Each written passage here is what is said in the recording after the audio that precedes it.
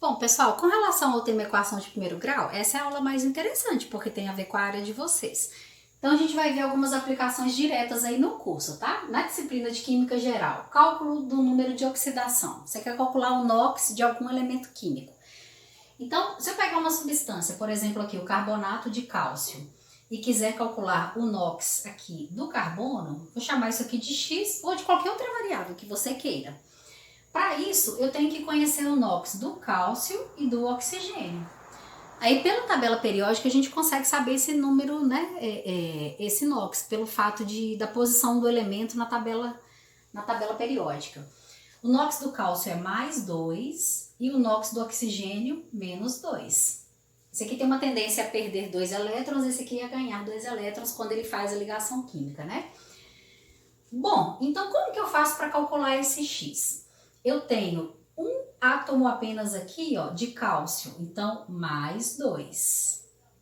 1 de carbono, mais X. 3 de oxigênio, cujo NOx é menos 2, então mais 3 vezes menos 2 vai totalizar em 0. Por quê? Porque isso aqui é uma substância, ela não é nem um ânion e nem um cátion. Daqui a pouco a gente vai ver quando acontece de ser um ânion ou um cátion, a diferença, tá? Muito bem, notem que isso é uma equação de primeiro grau. Como é que a gente resolve essa equação? Vamos fazer essa multiplicação aqui primeiro. Então, 2 mais x, 3 vezes menos 2, menos 6, é igual a 0. Aí aqui, juntando os termos semelhantes, 2 menos 6 menos 4 mais x igual a 0. Como eu falei nas outras aulas, o objetivo é isolar a incógnita. Aplicando a operação inversa, se aqui está subtração, passa a ser uma adição. X é igual a 4. Então, o NOx desse carbono é mais 4. Faz sentido? Faz. O carbono está lá na coluna 4A, na tabela periódica, né? Pela posição dele, a gente consegue ter uma noção desses números aqui. Agora, caso a gente tenha um cátion, por exemplo, o cátion amônio, ele é NH4+. Então, a diferença é que em vez de igualar isso aqui a 0, eu vou ter que igualar isso aqui a mais 1. Aí vamos supor que eu não saiba aqui o NOx desse nitrogênio. Vou chamar isso aqui de X. O NOx do hidrogênio é mais 1. E aí a gente faz sempre a combinação do NOx com o número de átomos daquele elemento químico, ou na substância, ou na molécula, ou quando eu tenho aqui um cátion, tá? Então eu vou ter 1 de nitrogênio que tem um NOx igual a X, então vai ser X, mais 4 de hidrogênio, cujo NOx é mais 1, e o resultado disso vai ser igual a mais 1. De novo, equação de primeiro grau. Então, para resolver essa equação, x, fazendo aqui a multiplicação, mais 4, que é igual a 1. X é igual a 1, aplicando a operação inversa, menos 4, x é igual a menos 3. Então, o NOx do nitrogênio,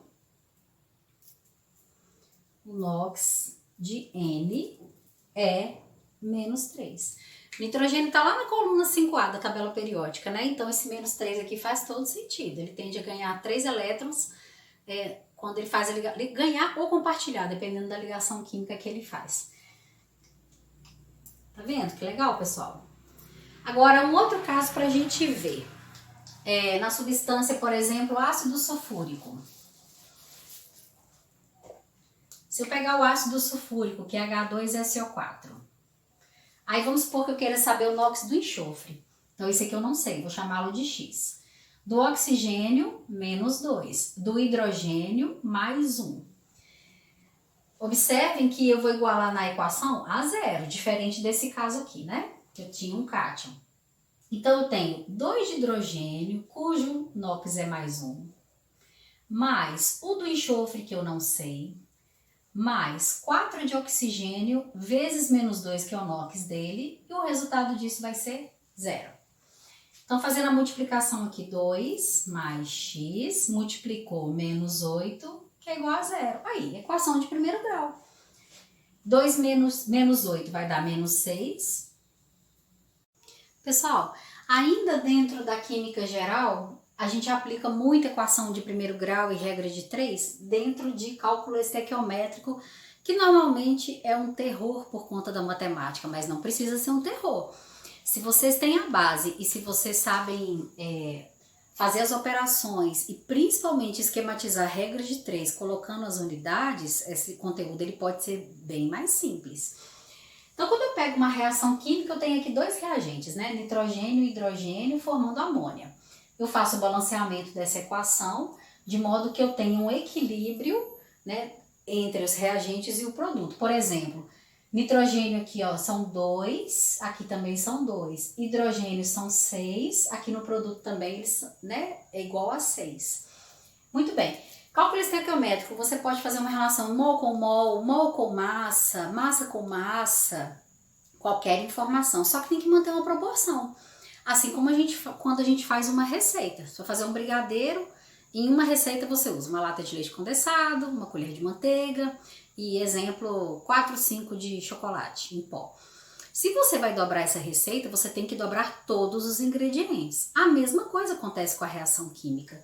Então, eu tenho, para cada 1 mol de N2, a gente tem 3 mols de H2 e temos 2 mols de NH3. Aí as perguntas podem aparecer da forma mais variada possível. Por exemplo, se a minha intenção é obter no final aqui 10 mols de amônia, meu objetivo é obter 10 mols de amônia. Quanto que eu vou ter que ter de nitrogênio? Quantos mols de nitrogênio são necessários para formar 10 mols de amônia? Então é uma questão de proporção, pessoal. Aí na regra de 3, o que a gente colocaria? 1 mol de N2 formam, essa informação aqui não teria necessidade nenhuma de aparecer, formam 2 de amônia. Aqui eu vou ter X de nitrogênio, formarão 10 mols de amônia. E aí vocês podem observar que 10 é 5 vezes maior do que 2. Eu estou aumentando isso em 5 vezes. Então aqui também eu vou ter que aumentar isso em 5 vezes. 5 vezes 1, o resultado vai ser 5. Se eu não perceber isso, agora eu escrevo uma regra de 3. 1 sobre x igual a 2 sobre 10. Caímos numa equaçãozinha de primeiro grau que a gente viu lá atrás. Posso fazer a multiplicação aqui cruzada pelo fato de ter só uma fração em cada membro. Então, x vezes 2, 2x. 1 vezes 10, 10. Então, x vai ser igual a 10 dividido por 2. X vai ser igual a 5. O que mata os professores? Vocês deixaram esse 5 solto. 5 solto não significa nada. Qual é o significado desse 5? Volta lá na regra de 3. X está aqui, ó. Mols de nitrogênio. Então, não deixem de responder isso. E mais, faz sentido termos encontrado 5? É 1 para 2. 5 para 10. Faz sentido? Faz todo sentido. Então, perguntem sempre para a resposta do problema se aquele resultado faz sentido, ok? Pessoal, olha que interessante. Dentro da química analítica, no cálculo de concentração de soluções, vocês vão trabalhar muito aí tendo como base a questão da matemática, né? São dissolvidos 24 gramas de sacarose em água, suficiente para 500 ml de solução. Lembrando que a solução já é o conjunto do soluto com o solvente. O que seria o soluto? A sacarose e o solvente a água. Então você misturou sacarose com água com açúcar. Aí você obteve um total aí de 500 ml de solução. Quando a gente faz um suco, por exemplo, imagine que você fez um suco aí daqueles de pacotinho, né, de pozinho. Aí lá na instrução tem que aquela quantidade é para 1 litro de água. Então você coloca 1 litro, coloca essa quantidade, mistura, ali você tem a solução. Qual é a concentração dessa solução em gramas por litro? Meninos, existe concentração de várias formas. Por exemplo, quando você compra um medicamento, aí você vai achar lá miligramas por mililitro. Existe a concentração ppp, que é parte por milhão. Existe a concentração mol por litro, que é extremamente utilizada aí na química. E essa grama por litro, grama por mililitro, miligrama por litro, a unidade é a que mais convém, dependendo das quantidades que você tem em cada solução. Então, se eu quero obter essa concentração em gramas por litro, existe fórmula para isso, mas não tem necessidade de a gente usar a fórmula aqui, porque se pôr na matemática é uma divisão. Então, se isso daqui é uma divisão, eu vou pegar a massa do soluto em gramas e o volume da solução em litros. É só ficar atento às unidades. Então, de modo geral, quando você fala em concentração, é sempre uma relação que você tem de soluto e solução. É isso aqui que não pode esquecer. Porque a solução já é o conjunto do soluto com solvente, tá? Então, se eu tenho 24 gramas de sacarose, é o soluto. 24 gramas por 500 ml de solução. 500 ml. Olha se eu posso fazer esse cálculo.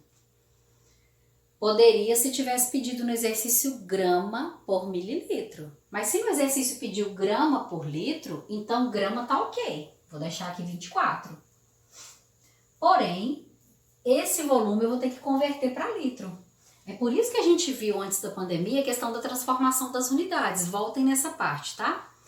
Cada litro corresponde a 1000 mililitros. Então, se eu tenho 500 ml, isso vai corresponder a meio litro. Agora eu vou fazer a divisão. 24 dividido por meio vai dar 48. Nunca deixem um número solto sem a unidade, senão ele não significa nada. 48 o quê? Gramas por litro. Então, aqui a gente responde à questão. O mal do ser humano é querer fazer tudo direto. Lembra que quem faz direto erra direto. A maioria, quando vai fazer esses cálculos, não coloca as unidades. Se você não coloca as unidades aqui, dificilmente você vai lembrar no final. Então, criem esse hábito desde agora, de colocar as unidades na hora de fazer os cálculos, tá? Na vida, ninguém vai pedir para vocês assim, calcule a equação, tal, não sei o quê. Não, isso vai aparecer em forma de problemas. Aí a gente usa a matemática como ferramenta básica. Por isso que a gente estuda todas essas matérias, ok? A gente fechar esse assunto, né, de equação de primeiro grau, mais 3 aplicações aí bem rapidinho para vocês na área de nutrição, que é a determinação das exigências nutricionais dos animais, completamente diferente, dependendo do tipo de animal, alimentação de um, alimentação de outro, né? Essa combinação sempre vai sair uma equação de primeiro grau. No cálculo de ração, isso aqui vocês vão ver ao longo de todo o curso.